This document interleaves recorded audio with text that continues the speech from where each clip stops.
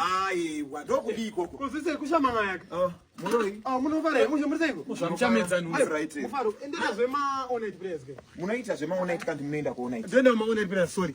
Komusese zve. Munenge endo kuenda kapa mega 8k kuglamisa arena. Nasiri kuziva zvemega. Asiri kuzvizwa. Ni Zva prophetess memory matimbire. Nasiri kuziva. Makotskona nini? Tiri kuzvizwa. Rega ndikuti. Tochikupa information. Ini na uyu. Isu Ayo, kana muri kuziva chimondo dzaima preachers anenge ari. Taura. Pastor Isaac uyepo vanenge varipo. Unzwa mazita andikutaura.